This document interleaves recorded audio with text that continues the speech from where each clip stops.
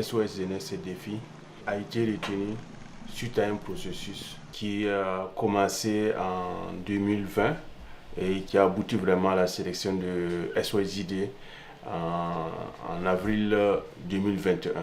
On a réouvert notre ambassade en 2019 et c'était une opportunité d'accompagner le gouvernement burkinabé dans ses politiques de développement. Nous sommes actifs dans de différents secteurs, le développement durable, l'agriculture et aussi dans le secteur de la santé. Dans le cadre de nos activités, qu'on a initié de faciliter la présence de ShareNet à Burkina Faso pour promouvoir la santé reproductive et sexuelle.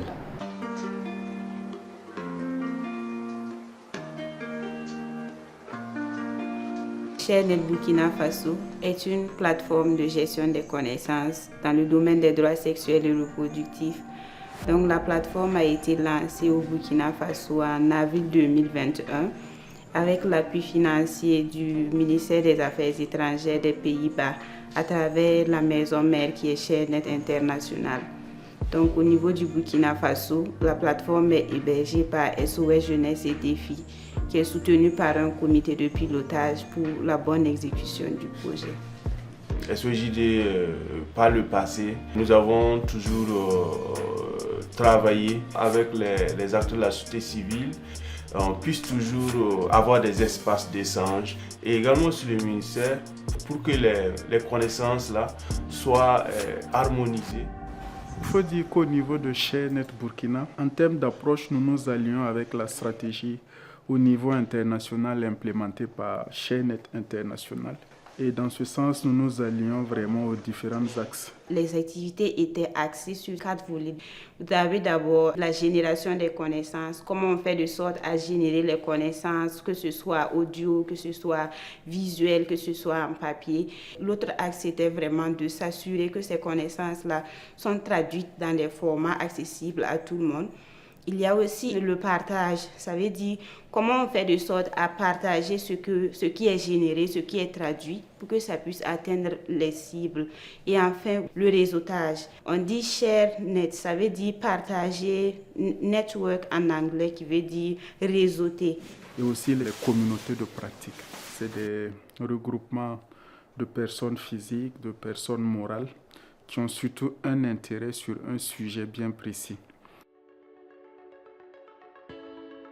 Ces communautés de pratique sont sur des thèmes très pertinents que nous avons jugé bon de pouvoir fouiller de fond en comble pour pouvoir améliorer au niveau national. Et vous avez d'abord la communauté de pratique sur l'interruption sécurisée de la grossesse selon la loi. Vous avez une communauté de pratique sur les droits en santé sexuelle et reproductive des adolescents et jeunes. C'est une communauté de pratique qui est composée en majorité de jeunes.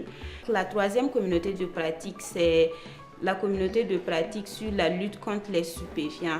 Voilà, et l'impact que cela peut avoir sur la santé sexuelle et reproductive des ados et jeunes. Et enfin, la quatrième communauté de pratique, c'est celle sur la lutte contre les violences basées sur le genre. Donc voici un peu les 4 thématiques sur lesquelles les communautés de pratique travaillent. Effectivement, dans le cadre de la communauté de pratique, nous sommes les chefs de file de la communauté de pratique de l'ISG selon la loi. Et en plus de ça, comment vous allez faire? Donc c'est pour faire des plaidoyers. Aujourd'hui, je crois que de plus en plus, nous arrivons à parler librement. Ce n'est pas pour faire la promotion de l'avortement ou bien la promotion de l'interruption sécurisée de grossesse, mais ce qui est conditionné par les 4 conditions, à savoir lorsque la santé de la mère est en jeu et lorsqu'il y a une malformation grave constatée au moment du diagnostic du fœtus et lorsqu'il y a l'inceste, une grossesse qui est survenue à la suite de l'inceste ou bien une grossesse qui est survenue à la suite d'un viol complet. Voilà. Ce sont ces 4 conditions que nous essayons vraiment de travailler à ce que la loi autorise qu'elle soit accessible aux femmes qui doivent bénéficier.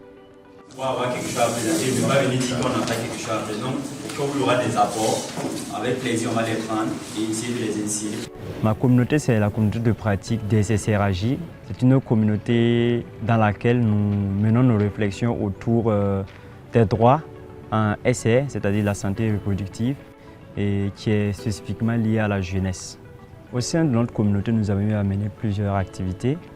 Il y a les activités de renforcement de capacités et renforcer les capacités liées au droit et à la santé sexuelle de nos membres. Nous avons aussi essayé de mener des sensibilisations sur le terrain et il y a aussi des activités à travers les réseaux sociaux que nous avions menées. Une activité du moins qu'on appelle l'activité Youth Connect. Voilà, à travers cette activité, nous avons réussi vraiment à toucher un maximum de personnes, c'est-à-dire les jeunes, à travers les canaux comme Facebook, X, LinkedIn et bien d'autres canaux de communication que nous avons vraiment réussi à exploiter en faveur de la jeunesse pour pouvoir les sensibiliser. Notre communauté de pratique consommation de drogues et DSSR est une communauté qui regroupe les acteurs intervenant dans les stupéfiants, dans la consommation de drogues, de façon générale les OSC. Au niveau de notre communauté, nous avons quand même réalisé un certain nombre d'activités. Ces activités peuvent être des activités individuelles. Nous avons organisé des sessions de sensibilisation au profit des membres. Nous avons également organisé une session de formation, de sensibilisation au profit des parents d'élèves. Nous avons également travaillé, comme je disais, et de manière individuelle dans des établissements où ShareNet a été représenté.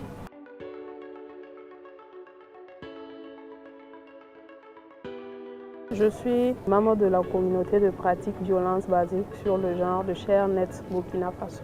Depuis la création de cette communauté de pratique, nous avons eu à mener plusieurs activités, dont les activités phares étaient l'organisation d'un ciné-débat avec l'association Tafé Vision. Nous avons eu la projection de 2 films qui traitaient sur les violences basées sur le genre. Après la projection des films, nous avons discuté sur les questions qui étaient mises en avant. Nous avons essayé d'apporter des solutions, avons essayé d'apporter des recommandations et comment faire pour réduire ces violences basées sur le genre.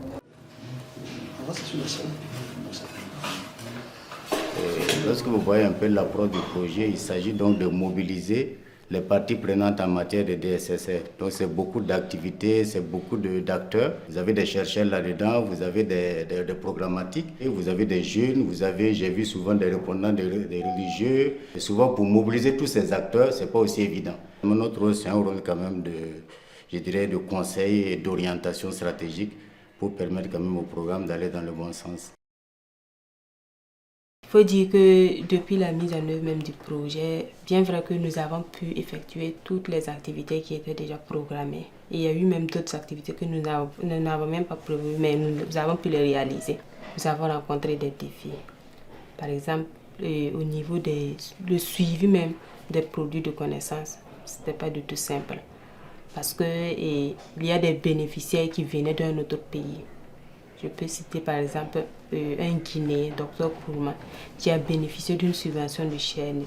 Donc vous imaginez la distance, il n'y a pas une bonne communication et un bon suivi, ce n'était pas facile. Moi, ce qui m'a marqué, c'est beaucoup les mini-subventions pour les étudiants. Prenez aujourd'hui la situation des étudiants. Quand on va sur le campus avec ce qu'on voit, nous, c'était les motos qu'on alignait, ce n'était pas les vélos qui sont alignés là. Vous savez que la réalité des étudiants est devenue vraiment précaire. Et lorsque vous avez un programme qui les appuie, qui leur donne un minimum de subventions, je pense que c'est soulageant. C'est vraiment, ça les amène à pouvoir être opérationnels sur le terrain, à pouvoir faire la collecte, à pouvoir faire l'analyse et surtout de l'accompagnement des professeurs. On peut pousser aussi les maîtres de mémoire même à les accompagner pour pouvoir aller plus vite. Je suis étudiante à l'Institut supérieur des sciences de la population. Je suis rentrée en contact avec un de mes professeurs à l'Institut.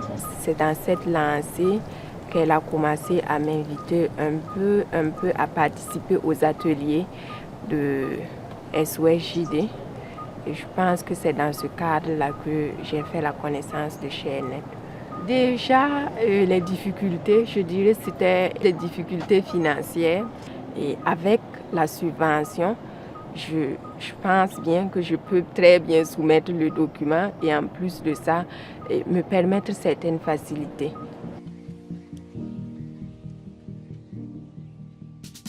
La plateforme ShareNet Burkina Faso existe depuis début 2022. La plateforme est accessible à tout le monde. La plateforme a beaucoup de fonctionnalités puisqu'elle est assez flexible pour les utilisateurs. Et dans le menu, je dirais qu'il y a un centre de ressources qui est là pour les jeunes, pour les chercheurs, pour les praticiens aussi. Ça permet d'avoir de la documentation et on a les subventions qui sont là aussi. Et il y a des postes vacants qui permettent à les jeunes aussi, qu'on subventionne souvent et qu'on poste sur nos sites. On a l'option membre qui est là. Pour pouvoir postuler à cela, il faut être membre de la plateforme pour pouvoir postuler à certains postes qu'on lance sur la plateforme. Pour cette année 2024, on a près de 6700 et quelques vues sur notre plateforme ShareNet. On n'est pas vraiment habitué à ces genres de plateformes virtuelles.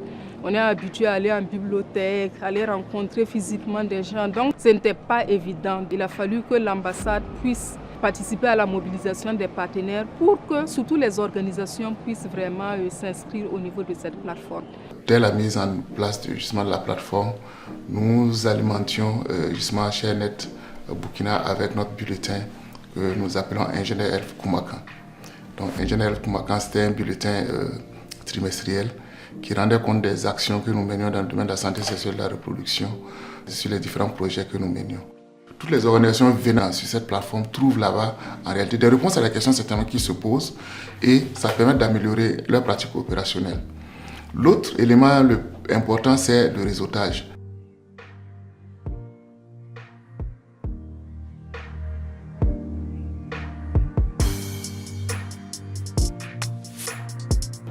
Communicateur de Knowledge Success, un Facebook Live en lien avec les GHM, une campagne digitale sur la désinformation sur la santé sexuelle. Ça, c'était dans le cadre de la communauté de pratique usage du digital pour promouvoir les DSSA. Et ces communautés de pratique-là ont permis de mettre en lien la recherche, les politiques et les pratiques. À l'intérieur, il y a la société civile, il y a le secteur privé, les bailleurs, il y a le secteur public, et également sur les jeunes. Et les produits de connaissances qui sont développés, les gens profitent de ces cadres pour partager. La direction de la santé de la famille a accompagné l'ONG SOS Jeunesse Défi dans la mise en œuvre du projet ShareNet Burkina Faso. Il faut dire que les objectifs de ce projet rentrent en droite ligne avec les missions de la direction de la santé de la famille. Nous avons été partie prenante parce que nous avons été impliqués du début de la mise en œuvre et nous voilà aujourd'hui pour faire le point de l'état de mise en œuvre des activités. Il faut dire qu'en termes d'activités exécutées, le bilan est satisfaisant. Non seulement nous avons pu réaliser toutes les activités qui étaient programmées au début du projet. Il y a également, tout récemment, nous avons organisé une conférence de co-création où, à la fin, nous avons lancé un grant pour la réalisation des produits de connaissances. Et on a divisé les participants en groupes. Ce sont constitués en 3 groupes pour la production des produits de connaissances sur des thématiques spécifiques. Quand nous parlons de jeunesse, il ne faut pas qu'on mette le focus sur les zones urbaines ou purement périurbaines. Les jeunes du milieu rural ont un besoin plus fort sur ces questions-là. Lorsque vous prenez les questions de violence basées sur les gens, lorsque vous prenez le mariage forcé, lorsque vous prenez les questions d'éducation, c'est là-bas que la petite fille à 8 ans, elle est là pour les travaux ménagers, elle ne va pas à l'école. Comparé à la fille, donc de la petite fille quand même du milieu urbain. Donc je pense qu'il faut qu'on mette un peu un focus aussi sur le milieu rural pour voir comment on peut développer d'autres outils, d'autres approches. On ne va pas amener des TIC pour aller échanger avec des filles du milieu rural. Elles ne sont pas alphabétisées tout et tout. Peut-être d'autres n'ont pas été à l'école. Mais on peut trouver d'autres approches. Ici à Burkina Faso, la majorité de la population est très jeune. Donc c'est important que tout le monde ici soutienne les initiatives pour renforcer cette perspective socio-économique. Et ça commence, je pense, avec la santé individuelle, mais aussi les opportunités pour se former et pour réaliser ses rêves. Comme mot de remerciement, c'est de remercier vraiment SOS Jeunesse et Défi pour la viabilité de la plateforme parce que ce n'était pas évident. Remercier également le partenaire technique et financier. Également aux différents ministères, tout cas qui nous ont soutenus, qui étaient régulièrement dans nos activités. C'est vraiment l'opportunité pour moi de leur dire merci.